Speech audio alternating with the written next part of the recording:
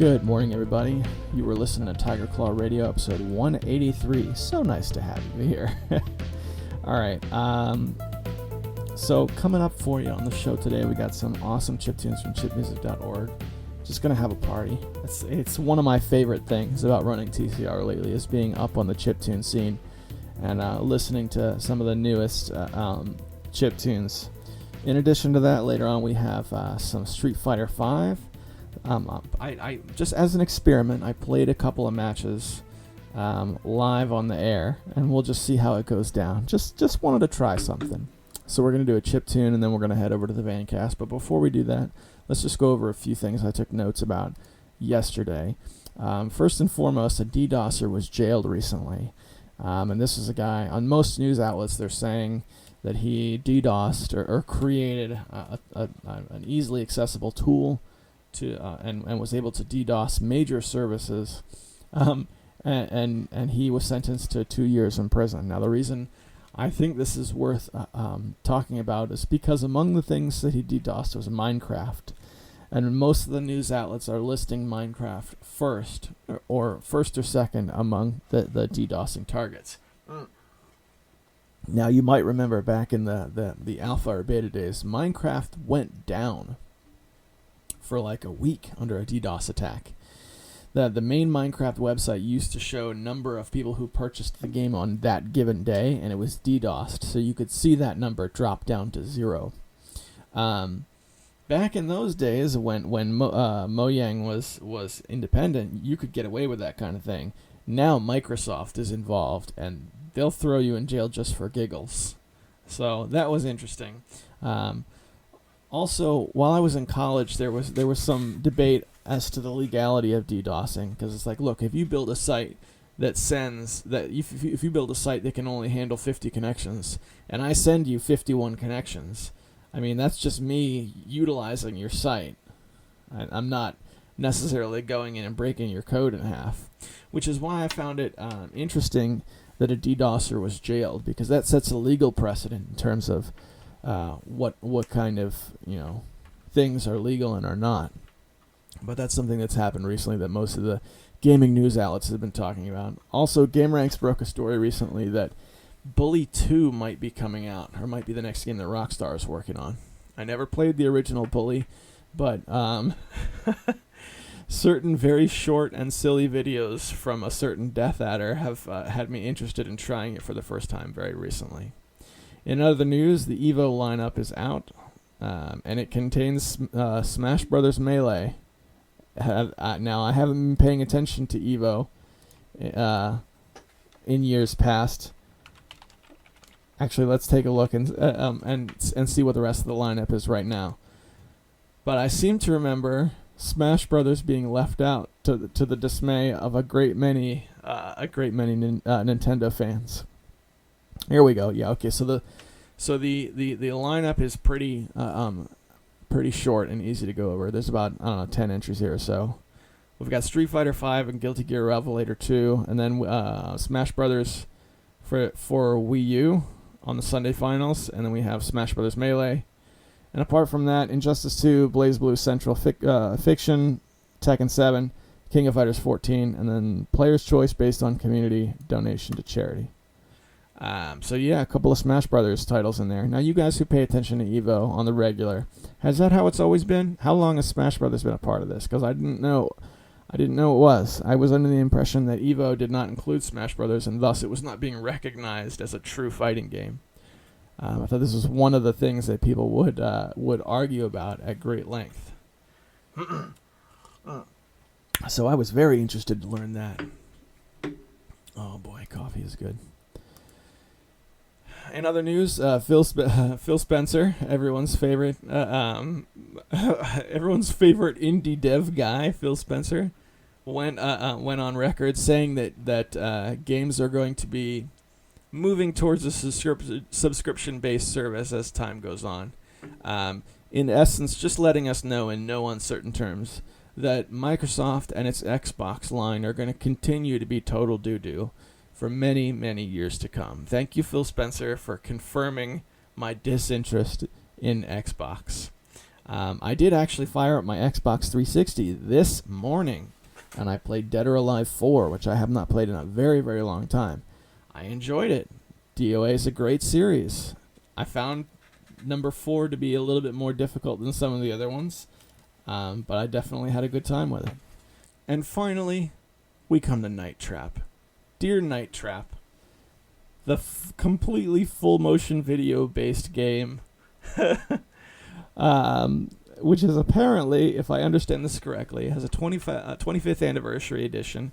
It's been re-released in a physical form, and this is the only time thus far in the history of the PlayStation 4 where I thought, I wish I owned a PlayStation 4, because you can get a physical edition of Night Trap for the PS4. And that excites me. It seems really cool. Just being a big fan of camp and as well as video game history, I was interested in playing Night Trap for a very long time, and I never did. I've sat down and I think watched a Let's Play of at least all the death scenes. So that's a thing that I'm going to miss out on just being a PC guy. But it does exist, and thank you very much to all humanity for making that exist. Alright, so let's head over to chipmusic.org and we'll play a chip tune, jam out with some new electronic chip music, and then we'll shoot it over to the Vancast. So right now when I head over to chipmusic.org, my favorite new track is called Swashbuckler Saga, and it's by VCMG. This is not the most highly rated track on the chipmusic.org charts right now. However, it's my favorite. Let's see. The description reads, placed second overall in the Wild Chip win competition over Battle of the Bits, made in OpenMPT. Alright, so there it is, guys. This is called Swashbuckler Saga. You can follow the link over to chipmusic.org and get yourself a copy of the MP3. Tell the artist that you heard it on TCR and that he's awesome. You're listening to Tiger Claw Radio.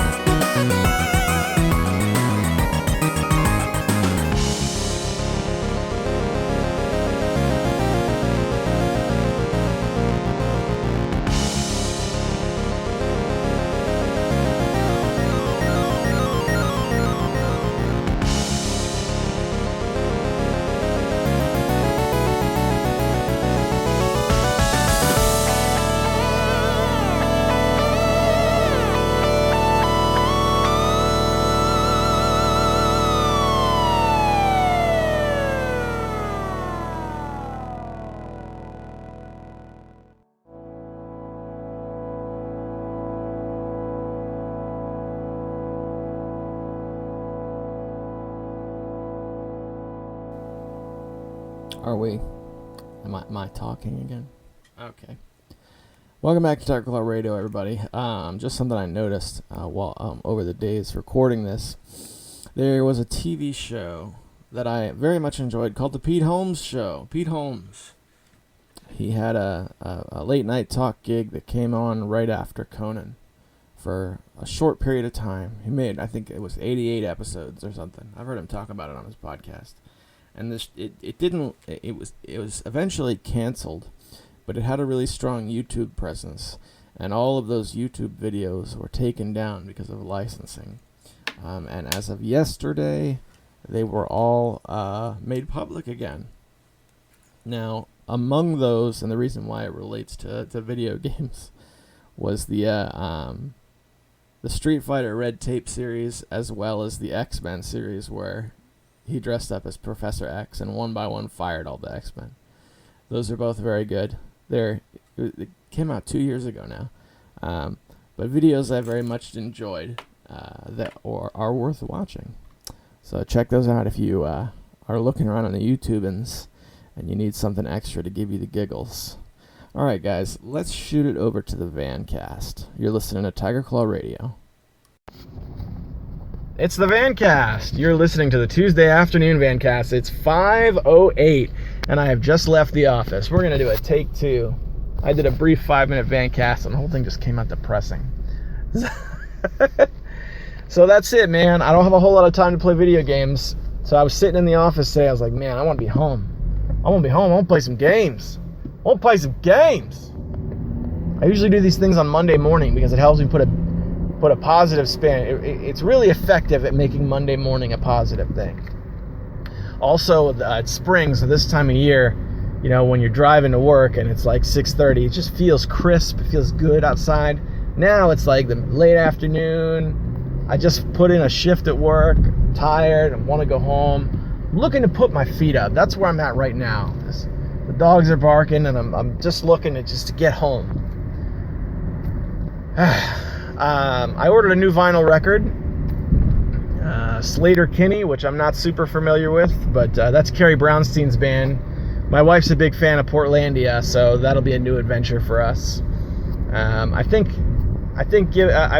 would probably like something a little bit more hardcore, but I found for whatever reason that particular record was newly manufactured, only like $10 to score myself a copy of the vinyl. So I said, all right, let's give it a shot. We'll just see. Who knows? Whatever. I know it's probably going to be, B ranked at best, but I'm willing to try. I'm willing to open up my ears and just take it in and see how it goes. So roll the dice on that one. But Sleater-Kinney aside, I think it would be amazing to pull up my record player from my bedroom. I've got a small record player there that has it has like an auxiliary in, so I can use the little speaker on it to play MP3s or whatever.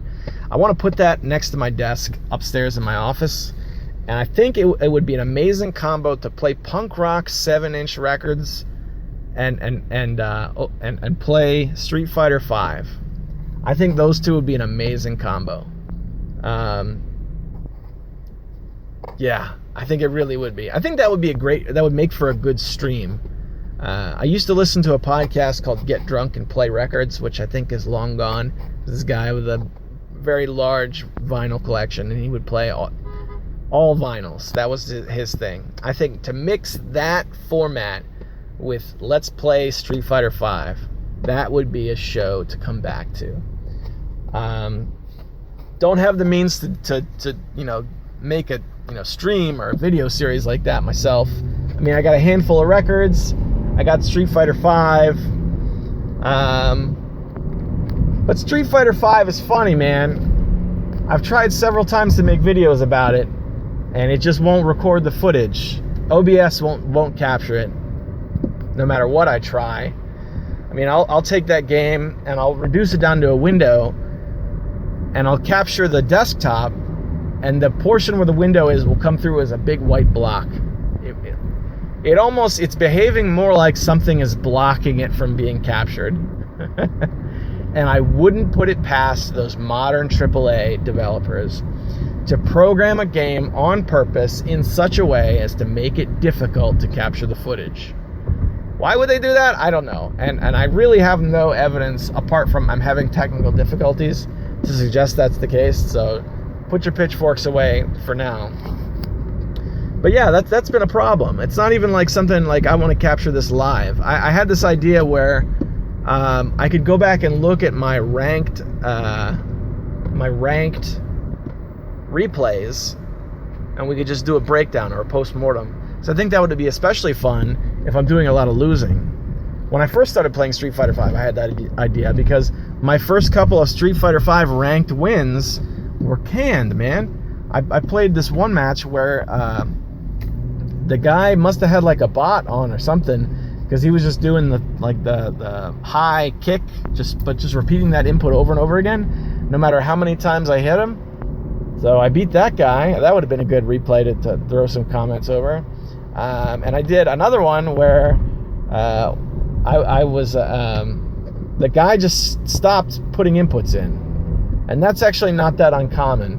I mean, if you're playing against a young player and they get called away in the middle of a ranked match, which happens if you live with your parents, then you have a chance to just come back and win. But the funny thing was, this was when I first installed the game. I first got it, and I was doing really bad, man.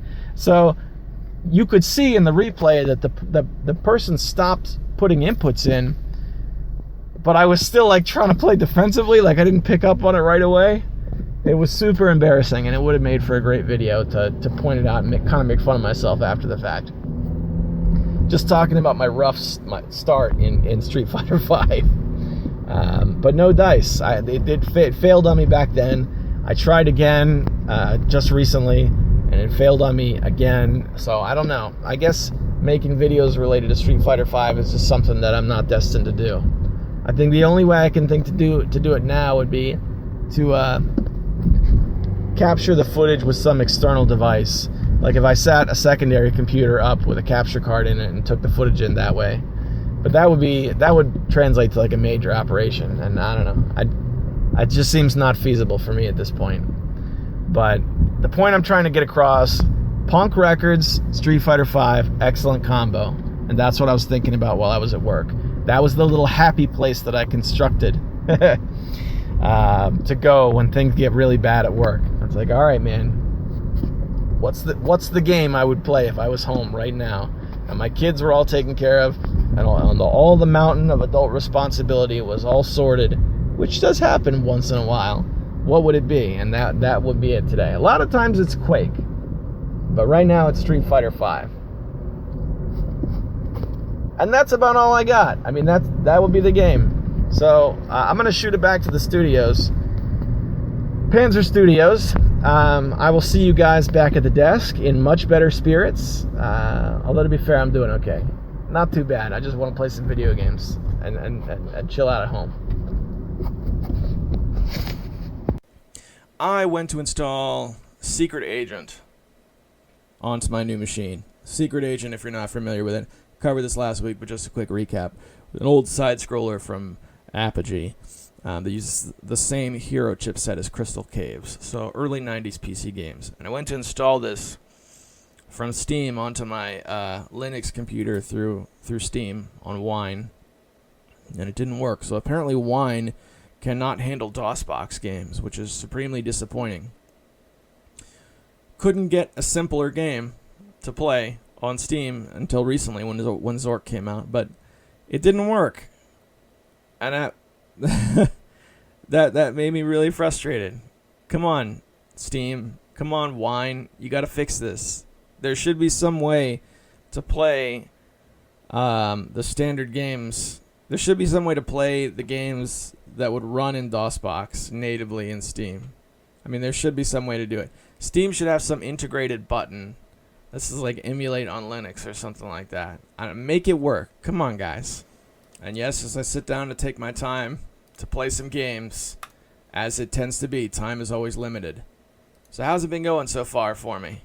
Well, I did a little Terraria LAN party with my son, which is always fun. We've been setting aside probably about 30 minutes or so every week for the past month or so to set up my laptop, put it next to my desktop, and do a LAN party, which has been great. Now, they made Terraria a lot easier to play multiplayer, which I also appreciate.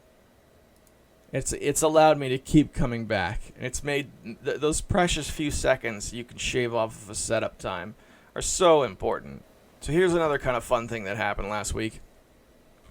I was hanging out thinking about FreeDOS. FreeDOS is an operating system that is created to be compatible with MS-DOS programs. Now, essentially what happened is Windows or Microsoft discontinued MS-DOS officially when Windows 98 came out. Prior to that, everything was running on an MS-DOS shell built on top of that, and DOS was at the core. That's not the case anymore. So somewhere along the line, this FreeDOS project was created to maintain an MS-DOS-like operating system now in 2017. So I got on Twitter, and I was just hanging out, and I decided to tweet, I really need to set up a FreeDOS partition. And I do. It doesn't take a lot of space. I could just carve out a single gigabyte, and that would be all the space I need. It would be great to run some of these programs that I have on DOS natively. Just run them inside something legit, so that I don't have to deal with the issues that DOSBox has. Recording things will be a little bit more complicated, but at least for me, I'll be able to have a more authentic experience. So I already have a grub menu up and running because I have a Windows 7 partition and I have a Linux Mint partition. How it would be great to carve something out and add it there. So I tweeted that I need a FreeDOS partition. The FreeDOS project itself, the official FreeDOS Twitter account tweeted me back saying the following. This is on April 28th. They said, if you aren't planning to run any other OSs on the same PC, then the FreeDOS install CD will set up the partition when you install using fdisk. And then a second tweet saying, it doesn't need to be big, but it does need to be the right type and marked as active. A bootloader like Grub can take care of active for you. And that was it. Now, I have some questions that it doesn't answer, but it was amazing that the official FreeDOS Twitter account tweeted me back with some instructions. If you've ever messed around with FreeDOS, the install CD that you can download and burn is not like a typical Linux distribution. I mean, all it wants to do is erase your hard drive to install. That's it, if I remember correctly. There's no live booting FreeDOS like you can with a typical Linux partition. It's install or nothing. So, in theory, I could open up a tool in Windows or in Linux and repartition my drive to cut out a partition for it, and I could install FreeDOS somehow. That somehow is the key, as I don't know how I would dump it just on that partition and not erase everything. I'll have to load up the FreeDOS install CD and see if I can make it work, because the idea of some native MS-DOS goodness has just been tickling my brain. Just these last couple weeks, just a little something, especially since there's been a lot of issues on my mind about just time getting in the way of MS-DOS games. The licensing issues with Duke Nukem 1 and 2 being removed from the storefront. Yeah, I have them still, but there's that. Also, all of the problems running DOSBox games in the Linux version of Linux version of Steam. Not the Linux version of Steam, but Steam on Wine on Linux. It's just issues. There's issues. I want to just... Okay, imagine my computer is a big cluttered dinner table. I just want to wipe all that crap on the floor. Just give me something. Just let me start fresh. It'll be alright. Okay? Here's another chip tune we've played in the past. This is Wilkie G with Space Age Wanderer. Head over to chipmusic.org and get yourself a copy of the MP3. You're listening to Tiger Claw Radio.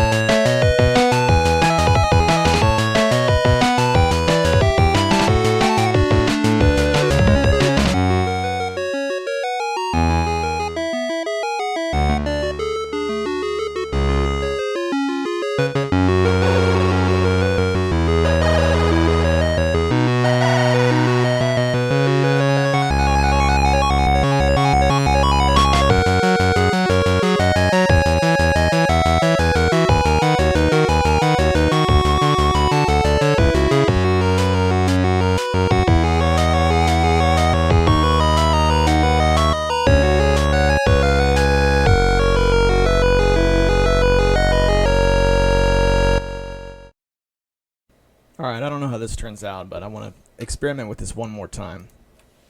I've done this in the past, and it's with moderate success. I'm going to try seeing if I can step through a game and at least have some sort of menial amount of fun while doing recording. Alright, so there was a recent update to Street Fighter V that added some costumes and added some crazy DLC, some amped up Capcom money sink kind of stuff. And I enjoy Street Fighter V a lot. And I've had moderate success playing it. So what I'm going to do is I'm going to run a casual match. Let's see. My main is Armika. So what I want to do is go to my battle settings, and I'm going to do some checking to see if everything's the way it needs to be. Man, I got to say, playing with a fight pad has been the way to go for me. Alright, how do I go to my battle? Okay, fight. Nope.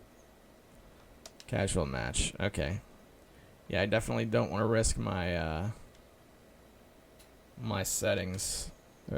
My precious few battle points. Battle settings. Okay, character. Still going with Armika. Alright. So, I recently purchased something with my fight points, which is there. It's funny, I look at the more I think about the fight points, the more I think of it like a mobile game, which seems weird. That they would, that I would find that sort of feel. But yeah, you keep playing, keep opening it for free points, everybody, and then go to the store and get more points with real money.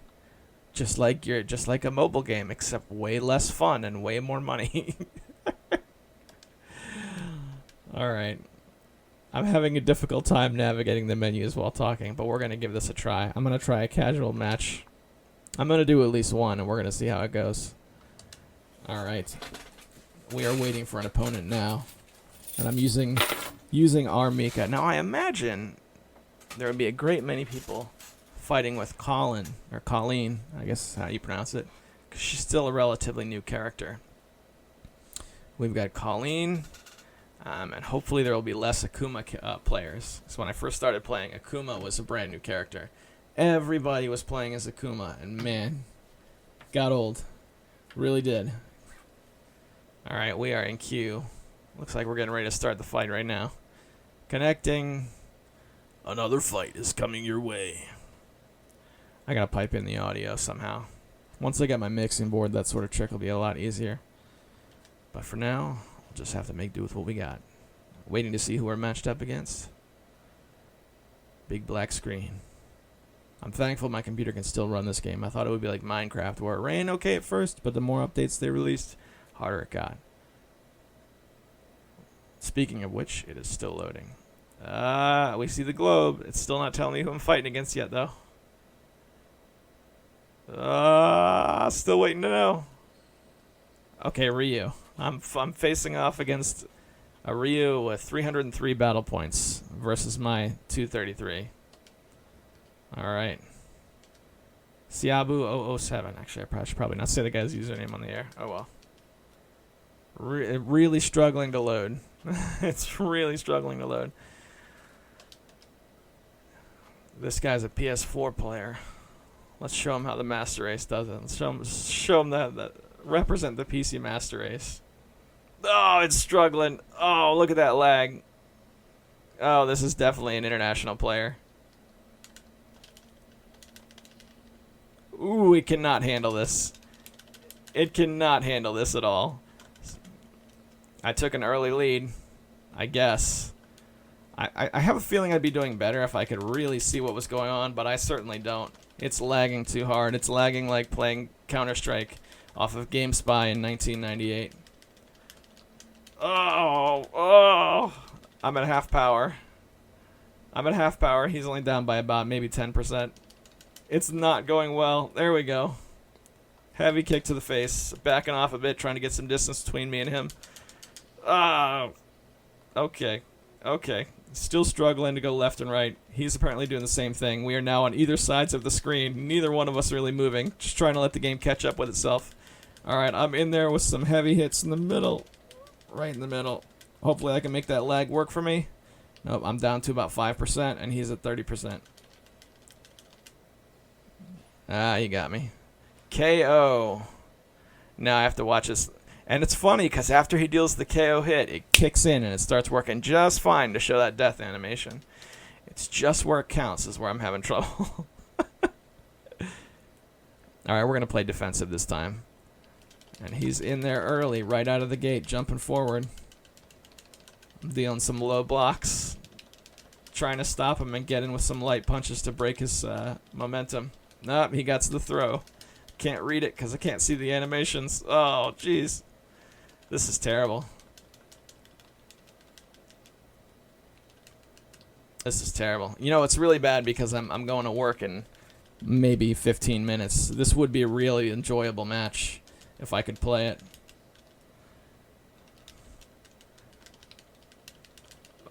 We are at about 50% each. I just used my VTech to try and break his momentum. Yeah, now I'm losing traction. Okay, defensive seemed to work. He beat me again, but this time not as hard. So I've lost against an international Ryu player. Isn't that just the way it goes? Fighting wrestlers is about range. You win or lose in one step alone. You win or lose in 10 frames dropped per second. All right, we're going to return to the main menu. I'm going to try this one more time, but I'm not going to play the same guy. I'm going to run a casual match. That's why I love the casual match setting.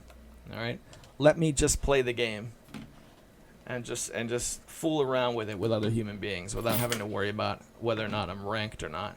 That was my big problem with, and I'm jumping way back here, but back on the Wii, when we still had Wi-Fi on the Wii, I used to play Bomberman, the Bomberman Wii edition, and that was actually a really good version of Bomberman. But the problem was every time you played online, it was ranked no matter what. So you couldn't just like get on and fool around with the other human beings. If you got on and started losing, your visible rank, not that it made any difference, would drop. And I always thought that kind of sucked because I was always apprehensive about playing online. Like I wanted to, all right, here we go. We had a match going. I wanted to do a few like bot matches on my own to warm up first, and in the end, I never had time for that. Even less time now, but that was when I was in college. All right, let's see. We're queued up for another battle. I'm now waiting to see who I'm fighting against. We see the globe. It's zooming in, loading a little bit better this time. And we are fighting Alex. Alright, so it's Armika versus Alex. A little bit higher level this time. He's a German player. Level 444 ladder points versus my 223. And we're waiting for it to load. It's struggling just a little bit. Oh, come on. I'm amped. This could be fun. If it actually works, even if I lose, it'll be a good time. And we are in. We have opening animations, round 1. Aggressive early, going in with the flying peach. It did not connect. But I'm getting a lot of quick hits to break his animation. Deal a little bit of damage, but be the one dealing damage.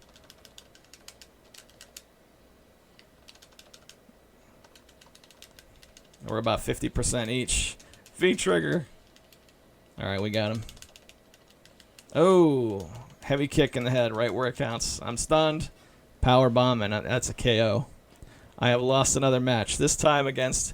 At least this is another rookie player. Like, I feel like I'm losing a legit match. As opposed to being dumped in with somebody who's too high for me. Alright, we're going in with an aggressive start again. This time the heavy flying peach landed to open the match. Alright, got the throw. Oh! I wish I could call this a little better. Alright, let's try our power move. And we whiffed it. Total miss. And that's all my EX power bar. Yeah, my momentum is down in the toilet. Ah, power bomb KO again. At least they didn't make me wait that long. Okay, so let's see what we learned. I know the game still works. I'm good with that. I'm gonna call that it for live calling a Street Fighter V matchup. I enjoy Street Fighter V. I'd like to do something like this again, maybe with a game other than Street Fighter V. But it enabled me to play a video game while working on the podcast a little bit. And with these precious few moments I have to play video games, every second is near and dear. All right, guys. Turn on the mic there. We get to see it power on. We get to see it infused with power. Infuse. It's been infused. All right, guys. So you know what time it is. It's time for the fail bag. By this time, it's late Friday night, and I'm dying to get this done so that I can go play some games. We've got some good comments over on the YouTube. Essentially, this is where I interact with you guys. Those of you who know me know how to get in touch with me. If you're just a casual listener, I post these on YouTube, and you can leave a comment there. And also, you can head over to the next round and leave a comment there. Both are viable to be read on the show. So I want to start things off with an email I got from Hemrock, good friend of mine who wrote an email a few episodes back that I just totally overlooked. And let's see what we got. It looks like I'm not looking at the right email. Bear with me. Yes. So here he writes, "Hey CF, long live the Vancast. I'm really digging the music in episode 180. The track by Digitex called Remember Your Name reminds me of the Trans-Siberian Orchestra. Maybe that's why it's being referred to as metal. However, the Bucket Boys song by Jar that you played at the beginning of the show is amazing. It sounds very similar to Anime Noguchi, as you pointed out. Whatever happened to those guys? They were my soundtrack of 2010. Anyways, thanks for introducing me to Jar. And keep coming with the Creative Commons type music, especially the chiptunes. Here is a recommendation for a short, happy-go-lucky platforming ditty. The song is called Super Blues Bros. Banana Blitz by Rocco W. Excuse me. Butchering your email. My apologies. Here's another recommended chiptune that is a bit different. It's by Origami Repetica, dubbed Kind, Gentle, Beautiful Person. He's got a couple of links there. And I've got some plug-and-play questions for you. Number 1, what are your thoughts on Nintendo discontinuing the NES Classic? Why do you think they're discontinuing it? And he shoots me a link. Now, he wrote this episode a couple weeks ago, so he wrote this email a couple weeks ago, so it's old news by now, but we'll talk about that in a second. Number 2, what are your thoughts on the new Sega Genesis plug-and-play with HDMI, along with Shining Force 1 and 2 and Phantasy Star 2 through 4? Number 3, what are your thoughts on plug-and-plays in general? Have any? Play them much? I think on the show you asked listeners about what games they fall back on their go-to game. The one that comes to mind for me is Civilization 2 Gold Edition, one of the best games I have ever played, although I don't think I've ever gotten it to run on Linux. I have an old Windows XP computer I used to run on it. Thanks for keeping TCR alive. Keep rolling retro, Hemrock. Hemrock, my man, always good to hear from you, brother. You mentioned a couple songs here. We'll play one of those before we wrap the show. To be perfectly honest, have not listened to them yet. I'm a little behind in my chiptune gathering this week. I've reached a point with my wife's leg being broken and just running around the house as quickly as I can, doing as much as I can to get everything done. That's one of the things that just fell by the wayside.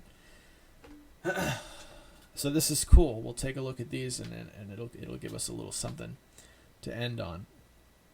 Let's go to the NES Classic. I mean, I beat this horse to death, but basically, you got. I have a very pessimistic view of the NES Classic. I don't know how we ever ended up with it to begin with. I think they discontinued it because they would make more money selling the ROMs individually on the virtual console. I also think that it probably didn't help that they were being widely hacked. I mean, it seems silly to me because you could just get a Raspberry Pi to do it. But people were buying the NES Classic, hacking them, and then dumping the entire library of NES games on there. So I bet that didn't help in terms of keeping them on the market. Those are a couple of thoughts. I think I think Nintendo in general are just not really into the idea of making enough hardware to go around. I think that's just not their thing. So that's kind of my thoughts on the scenario.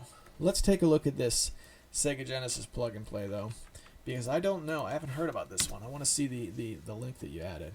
That's from SegaNerds.com. Well, I'm looking at a picture of.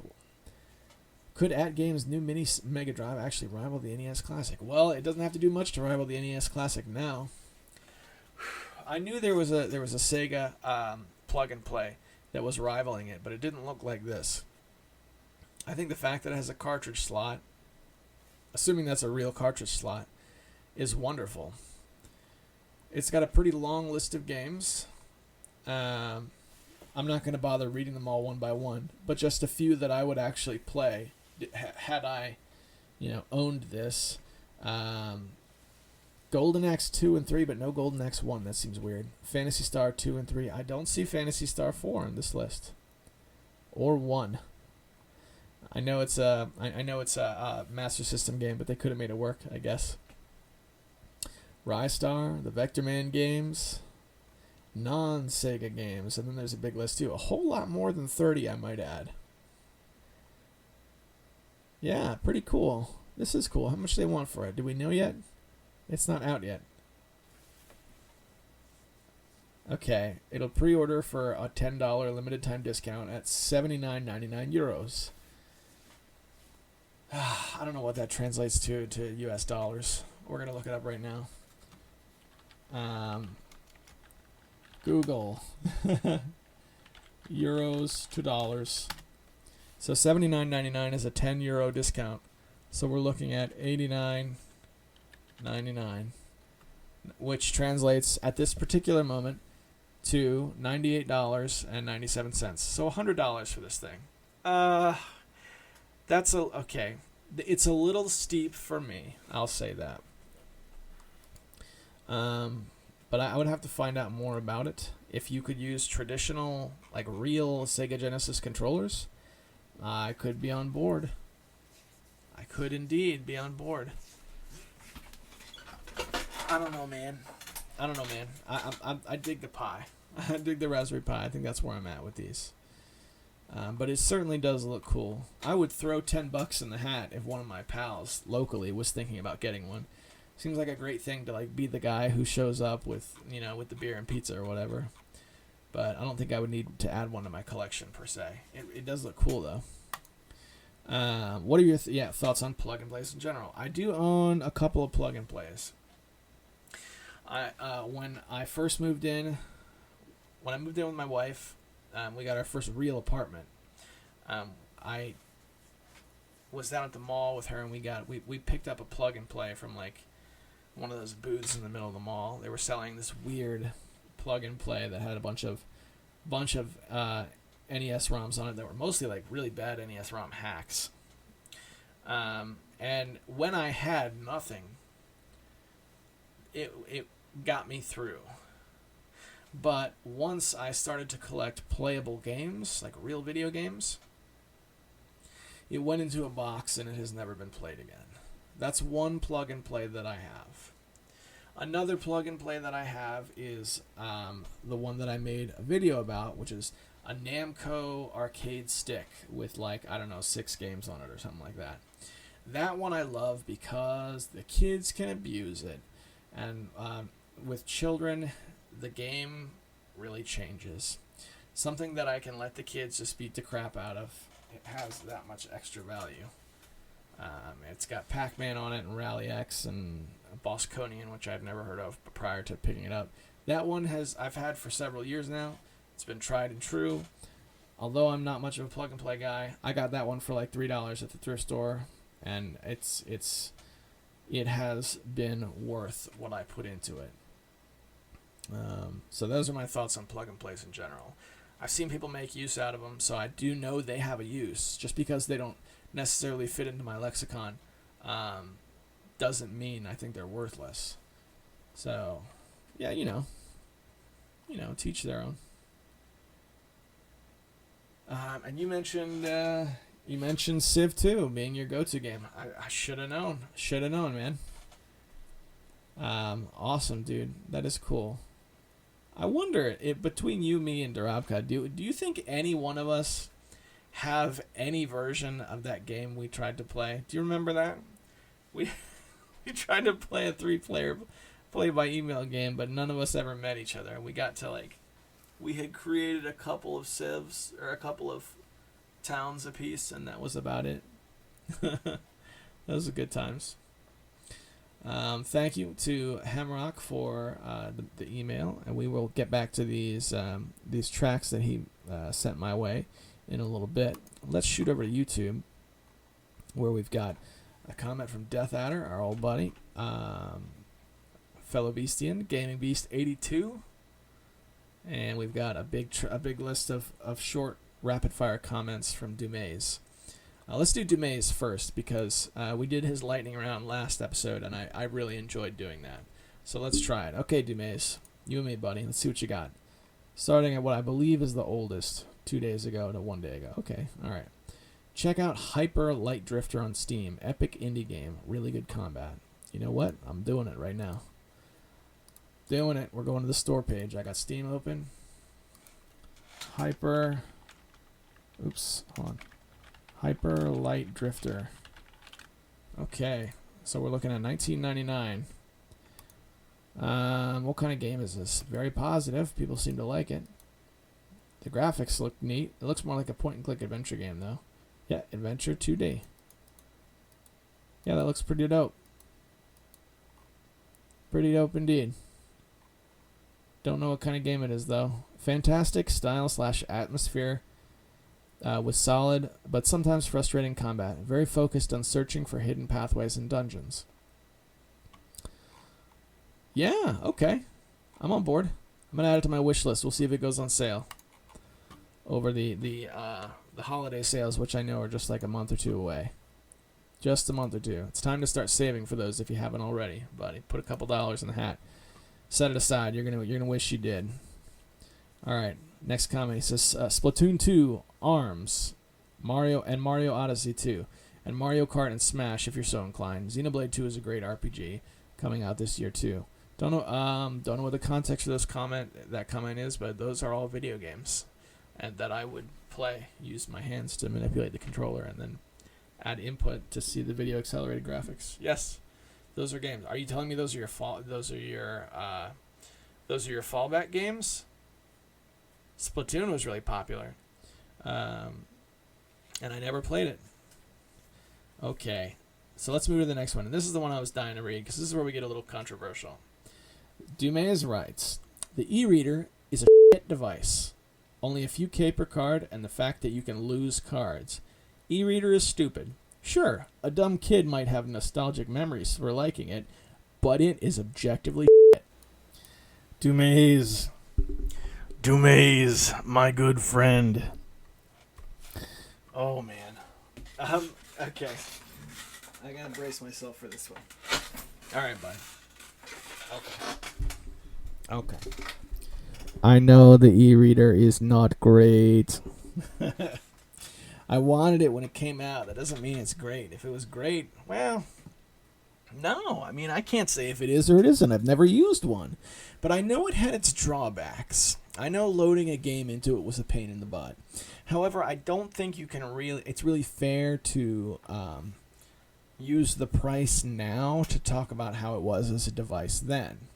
Because I seem to remember you could get one for like $25, although I can't verify that. You'd have to get on Google and look it up for sure. Don't know, man. It's okay if you don't think it's great.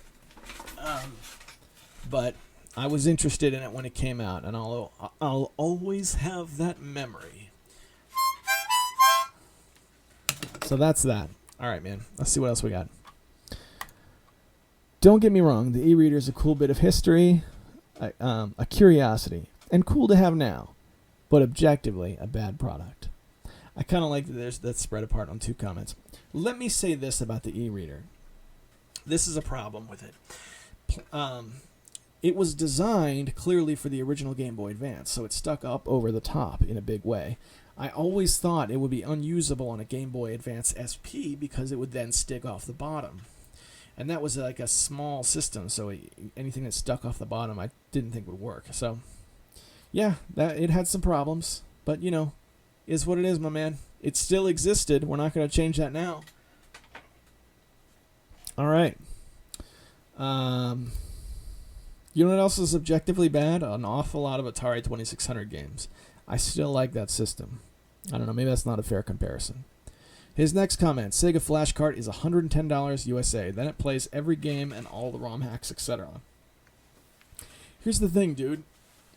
Here's the thing. If you're going to go that far, Raspberry Pi. Just get the Raspberry Pi. Get the Raspberry Pi. You can get the little thing so you can plug in a real controller into the USB port. You can do that. It will cost you less than $110. Less. You don't need a Raspberry Pi. There's something called an Orange Pi, which is a lesser expensive version of the Raspberry Pi, which is $20, plus another $6 for a case for it. $26. Plus another $5 for a solid SD card. $31. I got you beat, Dumaze. All right? However, I don't know. On the other hand, when I see people who have the flash carts in videos, they do look cool. Next and final Dumaze comment. I wish VidMe the best. I'll be posting there soon just in case. Dumaze, I think you got the concept of VidMe all wrong, dude. We don't want it to be as big as YouTube. All right? We never want... the reason why YouTube has become a problem is because... I think in part... no, not because of its size. It's because of the corporate control. But, I don't know. I kind of like VidMe how it is. I want you... Here's what I think you should do, VidMe. If I do Maze. Head over to VidMe, open up a syndicate channel, and just take it in as it is. Just feel it out, but really give it a shot. Because this is when it opened up to me, is when I downloaded the app on my phone, and I really started just watching a couple videos. That's when I really decided, hey, this is an awesome website. It wasn't that I was putting my videos up and people were following me over there, which was really awesome. But it was really because I found out that there was community there. And that's what YouTube was about in 2008. It was about community and people being, you could post a silly vlog because it would show up somewhere and someone would watch it. That's not the case now. But it is the case on VidMe. So, bigger site doesn't equal more views, always. Not for us, not for you, and not for me. But Dumaze, my man, thanks for the lightning round. We had, 6 comments? Much appreciated, brother. So we're left now with Death Adder, the YouTube savior, and Gaming Beast. We'll save my good buddy, the Gaming Beast, for last. Death Adder writes, I just played Gianna Sisters on rentals with gold from Xbox earlier this week. I agree it was hard to put down. It felt relaxing, with just enough challenge to keep you engaged. Nice art style, too. And then in an asterisk, he writes, the troll act of referring to video game ownership as rentals. Alex Swingle, circa 1992. Failure, critical. Roy Kingston, Tomcat X, and Retro Kaiser. The next round, NP 01 January 1970, web, the 2nd of May 1992. He has imparted that phrase on me, calling video game purchases rentals, and I'm completely on board because I've had a lot of physical copies of games that I purchased and only owned for short periods of time. So you really never know when you're not going to have a game anymore. So yeah, these are rentals. Gianna Sisters is good. I'm curious which version you played on the Xbox. Something tells me the Xbox doesnn't have the Ouya version.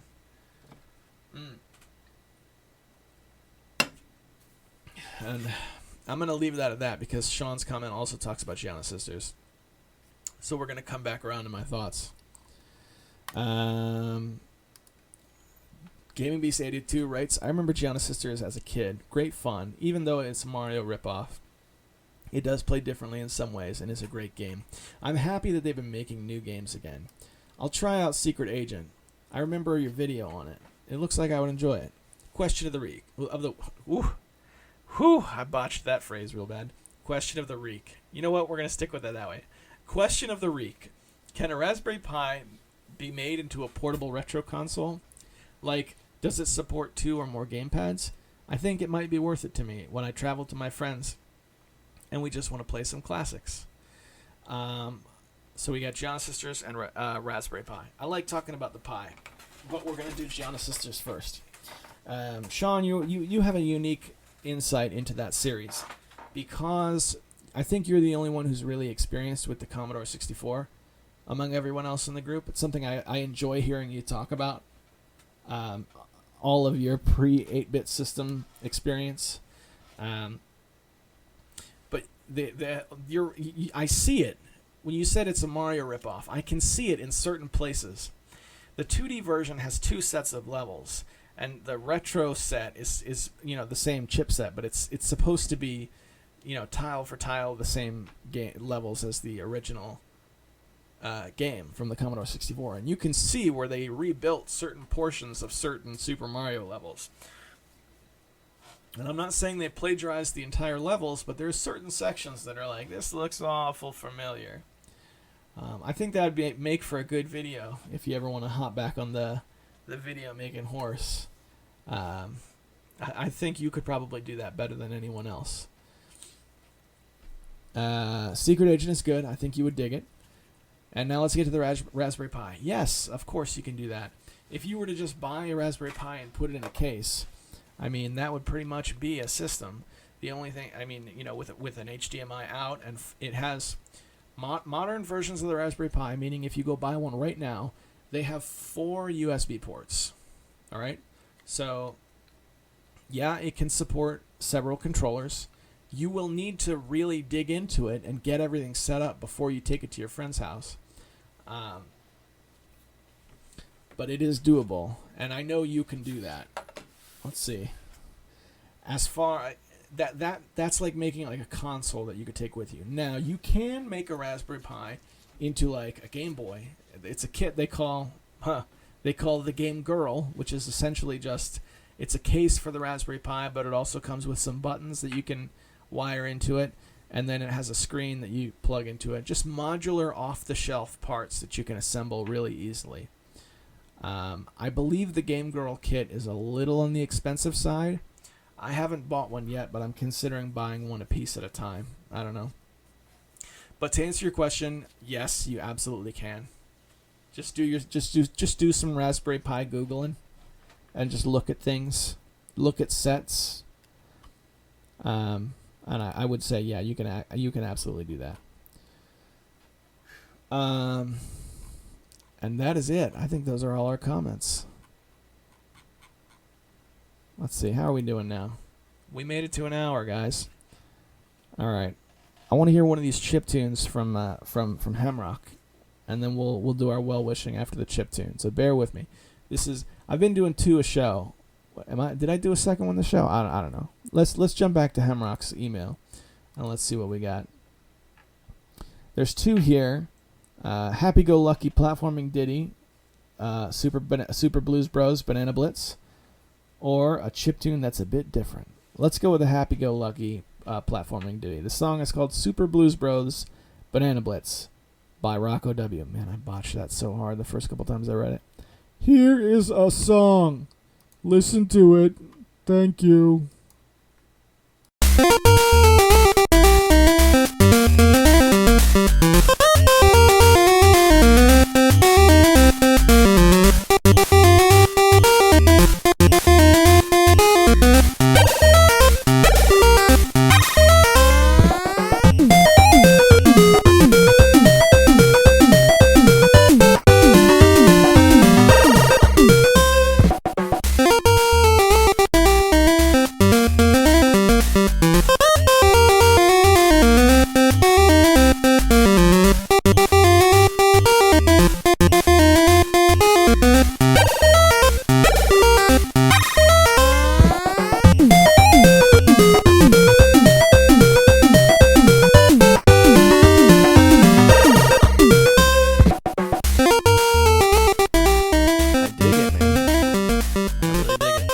That actually came from freemusic.org, which is a site I completely forgot about.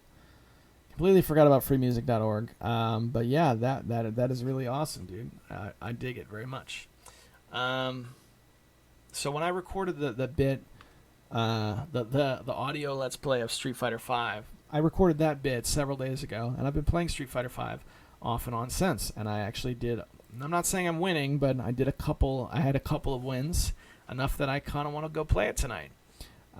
So I don't know if I've done it yet, but special thanks to the patrons, James, Hemrock, Kaiser, Sean, and Alex. 6 Health to Fury. You guys are keeping the show alive, and it's doing good things. So this is the time where I do a little well-wishing. Just remember that whatever you're up to, whatever is going on in your life that brings you here to Tiger Claw Radio 1 hour and 5 minutes in, I want you to know I'm glad you came. I'm glad you spent this time here. And I hope when you're done with it, whatever you go out and do, it works out good for you. I'm rooting for you. I'll see you guys next week.